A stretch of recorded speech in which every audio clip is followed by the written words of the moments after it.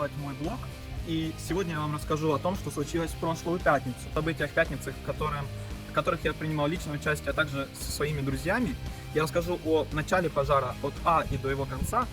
И также я расскажу о втором пожаре, который случился немножко позже. Также мы поговорим про последствия пожара и о том, как действительно загнивает Европа.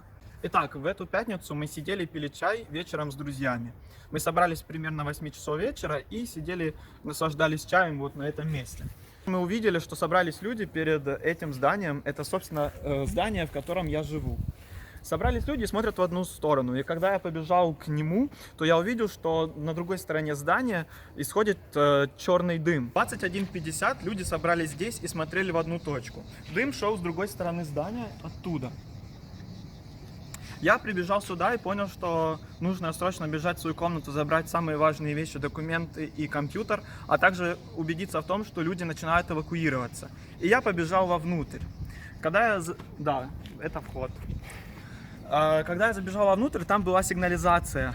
Она была не очень громкая, и многие люди не знали на самом деле, что сейчас пожар. Было недостаточно, не все люди эвакуировались сначала.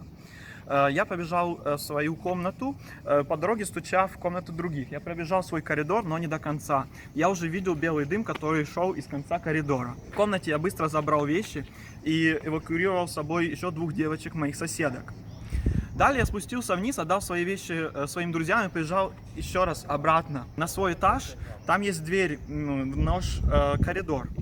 Как только я открываю дверь, оттуда просто огромные клубы белого дыма, и не было ничего видно. Свет внутри здания горел, но не было видно ни дверей, ни ламп, ни, собственно, коридора. Все было в белом тумане. Дышать было невозможно. Я понял, что забежать ни в комнату, ни до конца коридора я уже дальше не успею. Поэтому я пошел вниз. По пути я встретил еще много людей, которые бежали навстречу. Нескольких из них, точнее всех 5, я запретил им бежать, и я вытолкал их на улицу. Видео, которое вы сейчас видите, я снимал именно с этого места. Горела эта комната. Она находится почти посредине нашего коридора. Это первый этаж в Франции, это нулевой, это 1, 2 и 3. Моя комната находится с другой стороны этого здания. Но дым был на всех этажах с 1 по последний, по 3 этаж. Как вы видите, последствия очевидны. Дальше мы ждали прибытия пожарных. Пожарные приехали, но они ехали долго.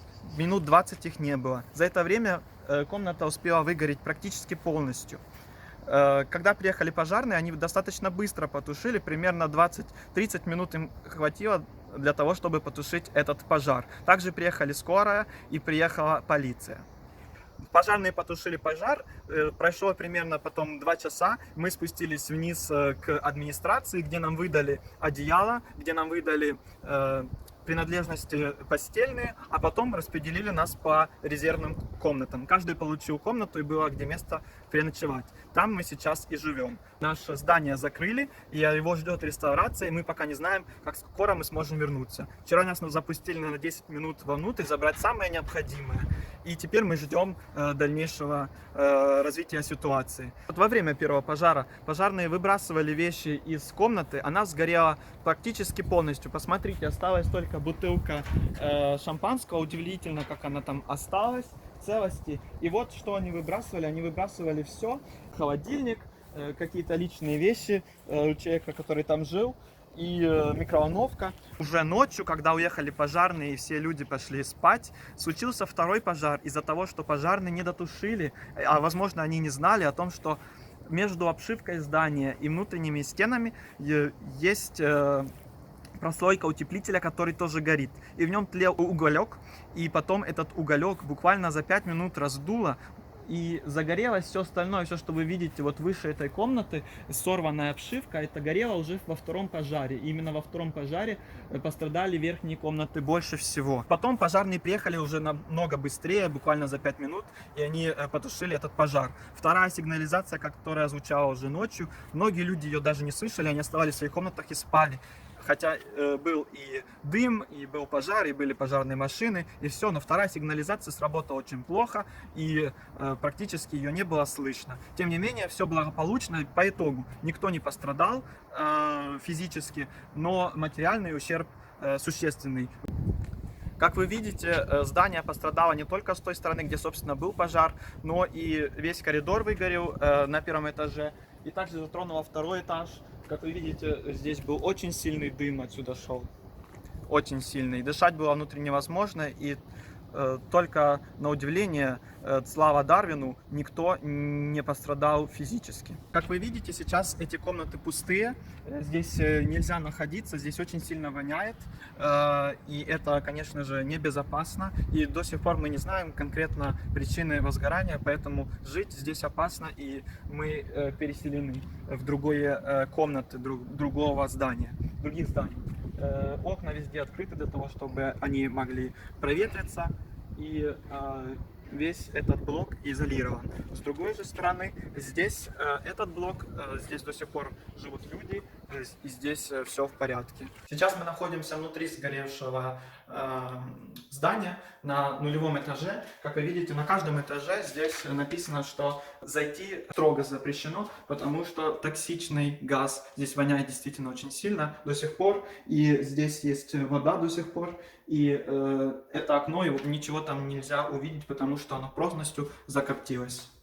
Теперь третья тема про ошибки и про реальное загнивание Европы. Почему происходила долгая эвакуация? Потому что никто не среагировал на сигнализацию. Дело в том, что в каждой комнате у нас стоит сигнализация, но она локальна только для этой комнаты и не подключена ни к пожарным, ни к центральному офису управления этими зданиями. Соответственно, если у вас сигнализация, о ней никто не знает, кроме вас и, возможно, ваших соседей. И она очень часто срабатывает, когда человек просто готовит кушать. Соответственно, никто не обращает на это внимания. Далее, никто не знал и студентов, что надо было нажать красную кнопочку. На каждом этаже она есть. Это сигнализация именно о пожаре. Ее нажали уже достаточно поздно, когда я забегал второй раз и когда сюда пришел ответственный человек по этому зданию. Другая проблема – это паника. Паника была потому, что люди не знали, как эвакуироваться. Они не знали, как это делается, куда бежать. Они не знали, что надо оставить свои вещи и не переживать о них. Многие люди, которые сюда бежали и которых я, по сути, спас, этих 5 человек, я их вытолкал, да, потому что они хотели забрать свой паспорт и свои документы, и свои какие-то вещи. Но забегать сюда уже было нельзя, и они не знали об этом, потому что нас не тренируют, как проводить эвакуацию. Также нам не рассказывали о том, как пользоваться огнетушителем. Также сами работники КРУСа, то есть это организация, которая отвечает за нас здесь, не знали, как реагировать. Кто-то из них закрывал двери, хотя это противопожарные двери, точнее, открывал двери, хотя это противопожарные двери, и они должны быть закрытыми. И для того, чтобы не допускать распространения огня и, главное, дыма. Также открыли окна, хотя надо было закрыть все окна и двери во всех комнатах. Об этом просто люди не знали. Люди забегали вовнутрь, имея маски, но они не думали, что их можно намочить. Они даже не знали, что нужна маска, когда бежишь в задымленное помещение, что лучше эту маску намочить. Далее, по поводу эвакуации. Это здание не имеет эвакуационного выхода. Здесь есть только центральный вход и выход. И, соответственно, если вы отрезаны от него огнем или дымом, вы не можете отсюда выбежать, потому что нету дополнительной лестницы, по которой вы бы могли спуститься и спастись. Внутренняя обшивка, как оказалось позже, из-за второго пожара мы это узнали, она тоже горит. И пожарных работники этого здания не предупредили о том, что нужно хорошо потушить прослойкой между стенами. Маленький уголек позволил возникнуть второму пожару. Также нету внутри централизированного тушения пожара, не установлены трубы, из которых будет течь вода в случае, если возникает пожар. Вот такие дела.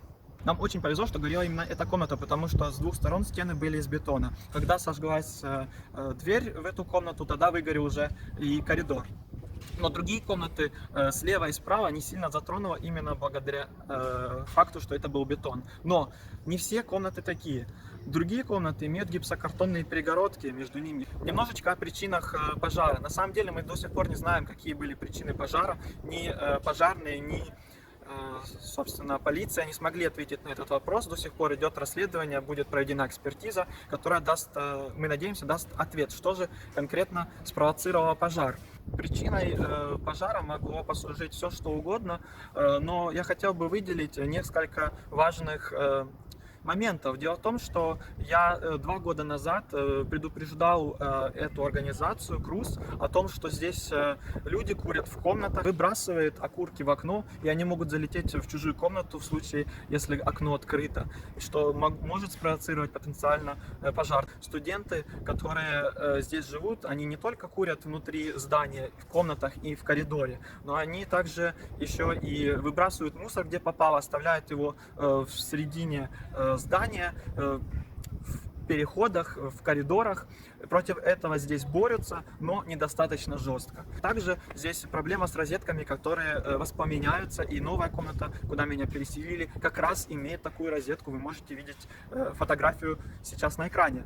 Надо проводить конкретно работу с организацией КРУС, потому что они на самом деле ответственны во многом из-за последствий этого пожара, из-за ту панику, которая была спровоцирована, из-за того, что они не заботятся достаточно о безопасности студентов. И они должны за это, по моему мнению, отвечать.